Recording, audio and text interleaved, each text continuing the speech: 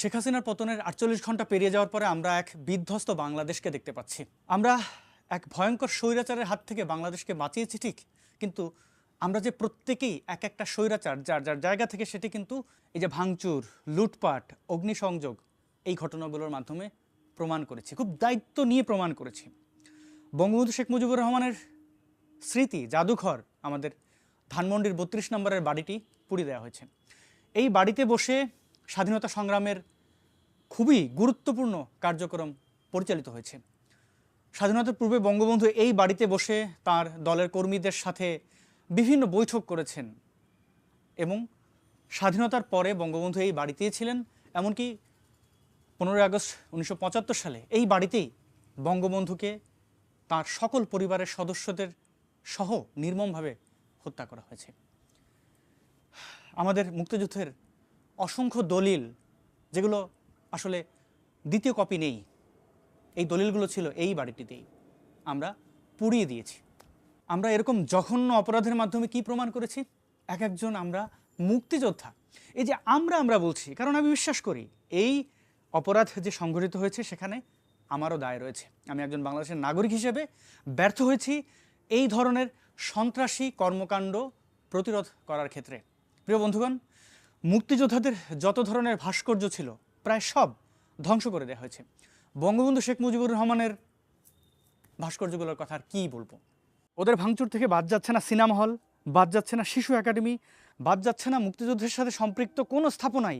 ঢাকা বিশ্ববিদ্যালয়ের হলগুলোতে ভারতে চলে যাওয়ার জন্য ইঙ্গিত করছে কাদের বলা হচ্ছে যে ভারত মামার বাড়ি।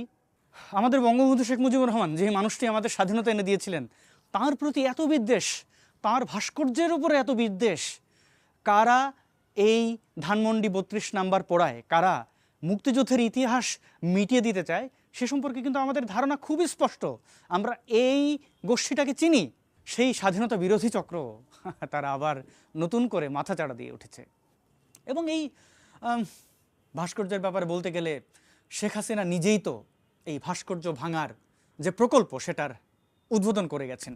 মনে নেই, ধোলাইপাড়ে বঙ্গবন্ধু শেখ মুজিবুর রহমানের ভাস্কর্য বসানোকে কেন্দ্র করে হেফাজত চরমনায় হুঙ্কার দিয়েছিল ভাস্কর্য ভেঙে বুড়িগঙ্গায় ফেলে দেবে। শেখ হাসিনা তাদের সেই হুঙ্কারকে আমলে নিয়ে সেখানে বঙ্গবন্ধুর ভাস্কর্য স্থাপন করা থেকে সরে গেছিলেন। এই ধর্মীয় সন্ত্রাসীদের আশকারা তো শেখ হাসিনাই দিয়ে গেছেন। যাই হোক, তিনি চলে গেছেন, আমাদের জন্য যা রেখে গেছেন সেগুলো তো আমরা দেখতেই পাচ্ছি। আমরা দেখলাম বিভিন্ন প্রতিষ্ঠান ভাঙচুর এবং লুটপাট করতে তথাকথিত ছাত্র এবং বিভিন্ন শ্রেণী পেশার মানুষজনকে। আমরা দেখলাম রাহুল আনন্দ, বাংলাদেশের একজন, ওনাকে কিভাবে আমি বিশেষায়িত করব আমি জানি না, সহজভাবেই বলি, তিনি একজন সঙ্গীত শিল্পী। তিনি 3000-এরও বেশি বাদ্যযন্ত্র বানিয়েছেন নিজের হাতে। সেগুলো সন্ত্রাসীরা গিয়ে পুড়িয়ে দিয়েছে। শুধু বাদ্যযন্ত্র নয়, তার পুরো বাড়িটি দেখতে পাচ্ছেন। আমাদের এই রাহুল আনন্দের ব্যান্ডের নাম জলের গান। জলের গানের অসংখ্য নির্মাণের সাথে আমরা পরিচিত। এই যে মুক্তিকামী মানুষ রাস্তায় নেমে এসেছিলেন স্বৈরাচারী হাসিনার পতনের জন্য, সেখানে যে গানটি আমার দেখা সবচেয়ে বড় ভূমিকা রেখেছে সেটি এই গানটি। ব্যাকগ্রাউন্ডে শুনতে পাচ্ছেন।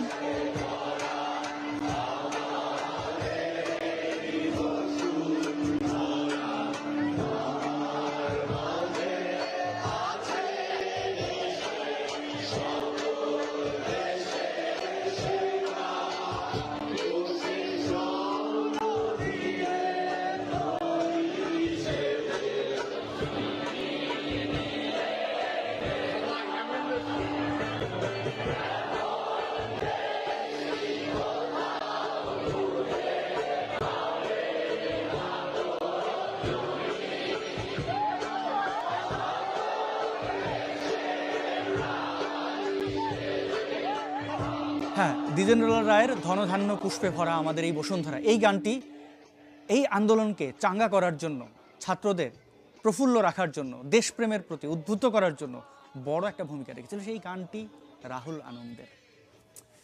ফ্রান্সের প্রেসিডেন্ট বাংলাদেশ সফরকালে এই রাহুল আনন্দের বাড়িতে, এই বাড়িটি যেটা আপনারা পুড়িয়ে ফেলেছেন, এই বাড়িতে গিয়েছিলেন। কারণ রাহুল আনন্দ এক ব্যতিক্রম সঙ্গীত শিল্পী, মিউজিশিয়ান।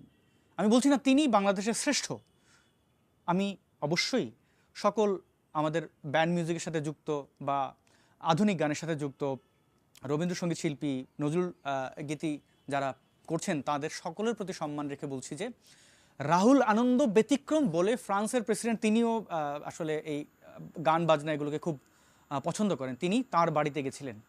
এটা আমাদের দেশের জন্য একটা বড় অনার। সেই বাড়িটি পুড়িয়ে দিয়েছি আমরা। একের পর এক লুটপাট, নৃশংসতা, কতগুলো বলবো।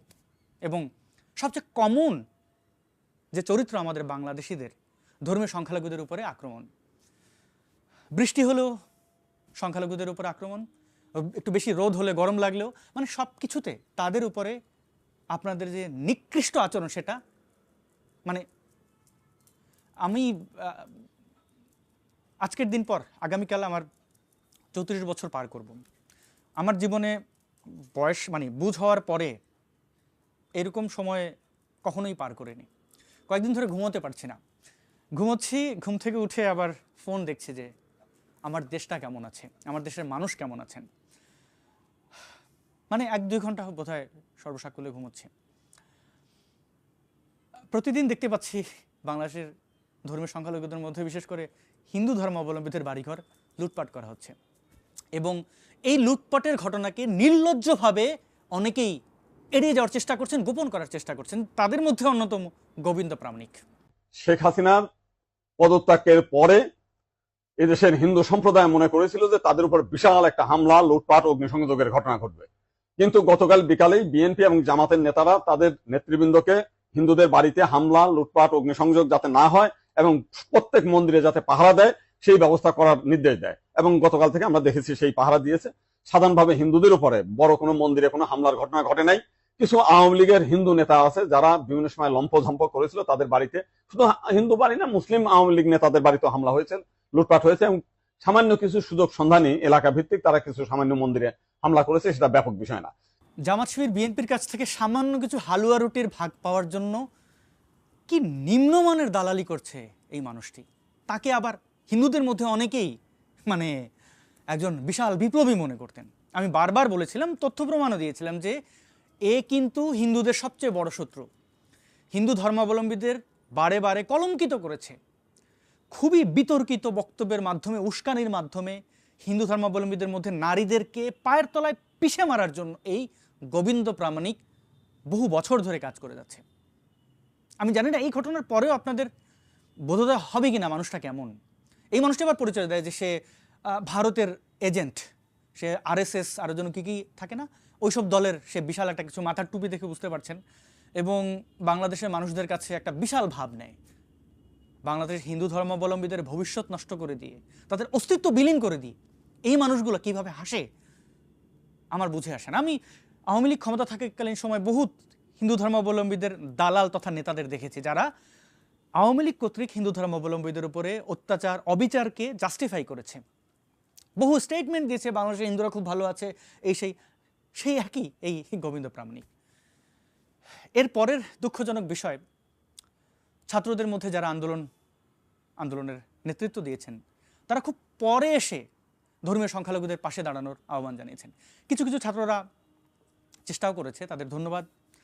মোল্লা মুন্সিরাও পাহারা দেওয়ার চেষ্টা করেছে, তাদের মধ্যে সততা কতটুকু আছে, মানে বেড়াল যখন মাছ পাহারা দেয় ওইরকম অবস্থা হয়। তাও আমি তাদের তিরস্কার করছি না, কিন্তু এই হামলাগুলো করলো কে?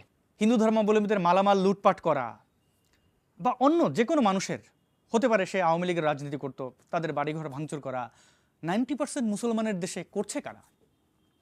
আমরা তো দেখেছি শায়েখ আহমদুল্লাহ সহ আরও অন্যান্য ধর্মপ্রচারকরা খুব অনুরোধ করেছেন মুসলমানদেরকে শান্ত থাকার জন্য, লুটপাট না করার জন্য। তাহলে লুটপাটগুলো করলো কে? বেশিরভাগ মানুষই লুটপাটের সাথে যুক্ত ছিল। তাহলে কি বেশিরভাগ মানুষ বাংলাদেশের আসলে ধর্মহীন, নাস্তিক? এই যে মসজিদ, মন্দির, পেগোডা, এগুলো নিয়ে সবার আতঙ্ক, কে কাঠটা ভেঙে ফেলবে, বাংলাদেশে হিন্দুদের মন্দির পাহারা দিতে হচ্ছে, এগুলো ভাঙতে যায় কে? কোনো নাস্তিক গেছে? কোনো নাস্তিকের কাছে কোনো ধর্মীয় উপাসনালয় অনিরাপদ? কোনো নাস্তিকের জন্য কখনোই কোনো উপাসনালয় পাহারা দিতে হয়েছে? আপনারা কি মহান ধার্মিক! আড়াল করা হচ্ছে এই বলে যে হিন্দুরা ভালো আছেন, খুব বেশি কিছু হয়নি, সামান্য। বাস্তবতা কি তাই? আমরা বর্ডারে হাজারো মানুষের লাইন দেখতে পাচ্ছি, গাট্টি বস্তা কিছুই নেই, শুধুমাত্র জীবন নিয়ে তারা পালিয়ে যাওয়ার চেষ্টা করছেন। দেখুন তো এই দুই পাশে তাদের গায়ে ঠিকঠাক কাপড় চোপড়ও নেই, হতদরিদ্র মানুষজন চেষ্টা করছেন জীবন বাঁচানোর। মাতৃভূমি ছেড়ে কখন মানুষ, এই দৃশ্যগুলো আপনারা দেখতে পারেন এবং এই দৃশ্যগুলো গোপন করতে পারেন। আমাদের সবার ইচ্ছা আমরা এদেশে থাকবো না, আমরা এদেশের যে সংখ্যালঘু আমরা নির্যাতিত হচ্ছি, আমাদের পূজা মন্দির ভেঙে দিচ্ছে, আমাদের বাড়ি ঘর লুটরাজ করছে, রাত্রিতে আমরা থাকতে পারছি না। আমরা সবাই একমতে, আমরা সবাই একমতে এদেশে আমাদের নিরাপত্তা নেই, আমরা সবাই একমত, আমাদের নিরাপত্তা নেই, এদেশে থাকবো না।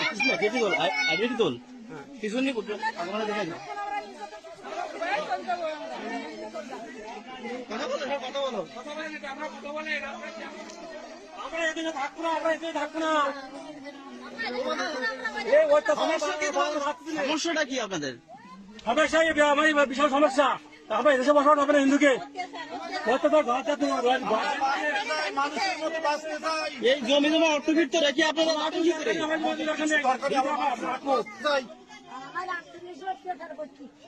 রাতে ঘুম নেই, দেখো কি অবস্থায় লোক সবাই দেশের মাটির মায়া ফেলে চলে যাচ্ছে স্যার। আমি অনেক ছাত্রকে দেখেছি যারা আন্দোলনের সাথে যুক্ত ছিল, তারা জাস্টিফাই করার চেষ্টা করছে, না না না তেমন কিছু হয় নাই। আপনাদের হত্যার পরে পুলিশ কি বলেছিল? আপনাদের হত্যার পরে স্বরাষ্ট্রমন্ত্রী কি বক্তব্য দিয়েছিল? পুলিশের গুলিতে একজনও মারা যায় না। ঠিক একই বক্তব্য দিচ্ছেন যে হিন্দুদের উপরে কোনো আক্রমণ করা হচ্ছে না। দুটো তো একই হলো। অপরাধ স্বীকার করে, অন্যায়গুলো ঘটছে সেটাকে রেকগনাইজ করে প্রতিরোধ গড়ে তুলুন। কেন এত দেরি হবে? এখানে একটা বিশাল চক্রান্ত আছে বলে আমার মনে হচ্ছে। আমি একটু পরে আসছি। এই যে মানুষগুলো আমাদের পার্শ্ববর্তী দেশ ভারতে আশ্রয় নেওয়ার চেষ্টা করছেন, তাদেরকে আশ্রয় দেওয়ার জন্য ভারতের সর্বসাধারণকে, ভারতের সরকারকে অনুরোধ করব। অনেক ভারতীয়রাই এটাকে ভালোভাবে নেন না যে ভারত কি দরজা খুলে বসে আছে নাকি, আমরা কেন আশ্রয় দেবো, এই করব। আসলে বর্ডার তো আমরাই বানিয়েছি, এই ভারতবর্ষের প্রতিটি মানুষ তো ভারতবর্ষেরই, সেক্ষেত্রে আমাদের তো সবারই দায় রয়েছে। আমি ভারতে আশ্রয় পাইনি, এ নিয়ে আমার দুঃখ নেই। আমি যুদ্ধে নেমেছি বুঝে শুনে যে আমার সাথে কি হতে পারে, এগুলো জেনে আমি এই পথে নেমেছি। আমার কোনোই দুঃখ নেই ভারত আমাকে আশ্রয় দেয়নি বলে, কিন্তু আমি এই নিরীহ মানুষগুলোর আশ্রয় প্রার্থনা করছি ভারতের কাছে।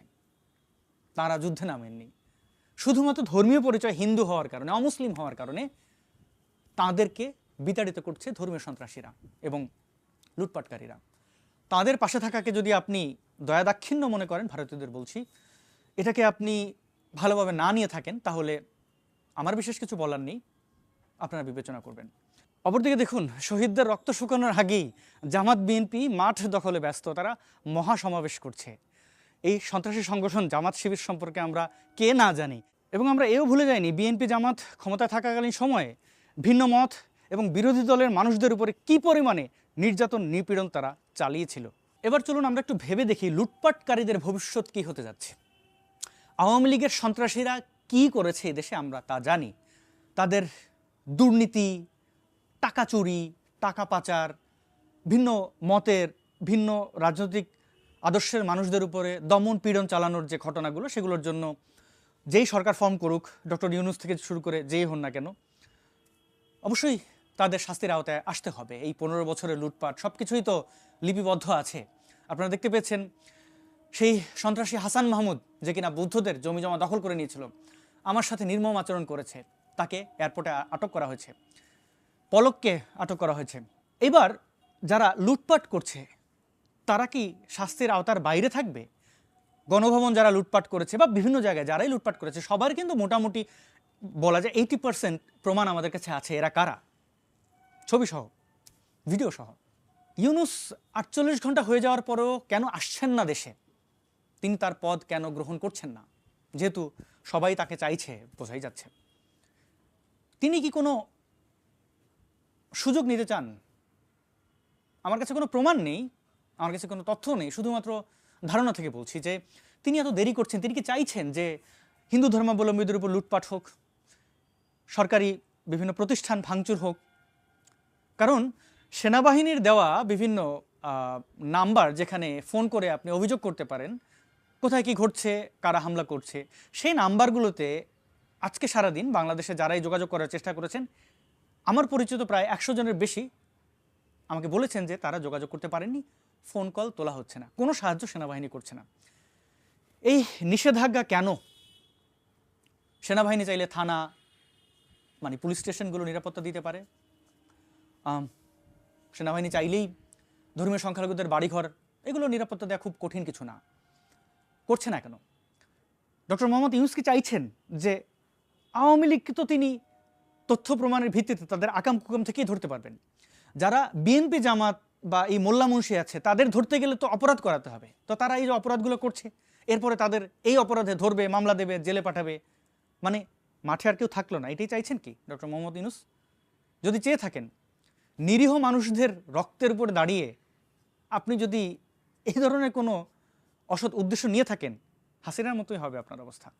আমি আপনাকে অবশ্যই ওয়েলকাম করছি, আপনি সম্মানিত একজন মানুষ, আপনি অধ্যাপক এবং আপনি নোবেল বিজয়ী, কিন্তু এই নীরব সমর্থন কেন সন্ত্রাসীদের এই কাজগুলো করতে কেন দেওয়া হচ্ছে?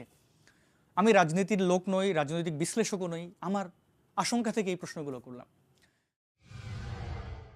একজনের চেহারা খুব দেখা যায় টেলিভিশনে, বাংলাদেশের মহিলাদেরকে বিভৎস করার জন্য গ্রামে গঞ্জে সুদের মতো কবিরা গুনাহকে পৌঁছে দেওয়ার জন্য সবচেয়ে বড় অবদান যিনি রেখেছেন তার নাম হলো ডাক্তার ইউনূস। সুদ এত বেশি কোনো ব্যাংকে নাই যত বেশি গ্রামীণ ব্যাংকে, এবং এই সুদ দিয়ে তিনি মানুষের বাড়িঘর ভেঙে নিয়েছেন। এটার অসংখ্য নজির আছে। যদি ইসলাম থাকতো হাজার হাজার জিনার দায়ে তাকে শাস্তি দেয়া হতো। আল্লাহ আমাদেরকে সঠিক সমঝ দান করুক, আমরা বলি আমিন। আমার নবী বলেছেন একটা কাজে সুদের খায় 42 বার মায়ের সাথে জিনার গুনাহ তার আমলনামায় ওঠে। এই অপকর্মের সাথে যে জাতিকে লিপ্ত করেছে তার জন্য আমাদের কোনো শ্রদ্ধা থাকতে। কয়েক হাজার ঘটনা দেখেছি হিন্দু ধর্মাবলম্বীদের উপরে নৃশংসভাবে আক্রমণ চালানো হচ্ছে, লুটপাট করা হচ্ছে। কতজন হত্যা এবং ধর্ষণের শিকার হয়েছেন সেই ডেটা এই মুহূর্তে আমার কাছে নেই, কিন্তু কোনো কিছুই গোপন থাকবে না। আমাদের চোখের সামনে এই অন্যায়গুলো হয়ে যাচ্ছে কেন? আজকে মোল্লা মুন্সিরা এত এত নীতি নৈতিকতা দেখায়। প্রত্যেকটা গ্রামে তো 5-6টা করে মাদ্রাসা আছে, কম করে হলেও একটা মাদ্রাসা আছে, সেই মাদ্রাসার শিক্ষার্থী আবার 100-র উপরে। প্রতিটি গ্রামে কি মন্দির আছে? বাংলাদেশে হিন্দু ধর্মাবলম্বীদের সংখ্যা কত? 5% বড়জোর। এবং মাদ্রাসা শিক্ষার্থী মোল্লা মুন্সিদের সংখ্যা কত? তারা কি এই লুটপাট বন্ধ করতে পারতো না? এই আন্দোলনের সময় তো তারা গর্তের মধ্যে ছিল, কোনো মোল্লা মুন্সি এবং কোনো মাদ্রাসার ছাত্র মাঠে নামেনি, শেষের দিকে হালুয়া রুটি খেতে এসেছিল। তো তারা তো অন্ততপক্ষে অমুসলিমদের নিরাপত্তাটুকু দিতে পারত। এটা থেকে শিক্ষা নিন, এটা থেকে বোঝার চেষ্টা করুন তারা আসলে কারা। আমি খুবই আশাহত, খুবই আহত, তারপর আমি আশা রাখতে চাই, আমি স্বপ্ন দেখতে চাই যে আমার এই বাংলাদেশের মানুষরা মানুষ হবে। এক হাসিনার পতন ঘটিয়ে প্রতিদিন ঘরে ঘরে হাসিনা তৈরি না হবে, তারেক জিয়ার মতো সন্ত্রাসী না হবে। আবার আমি এও দেখতে পাচ্ছি এই ধরনের লুটপাট, নির্যাতন, নিপীড়ন দেখে আওয়ামীপন্থীরা দাঁত কেলিয়ে হাসছেন।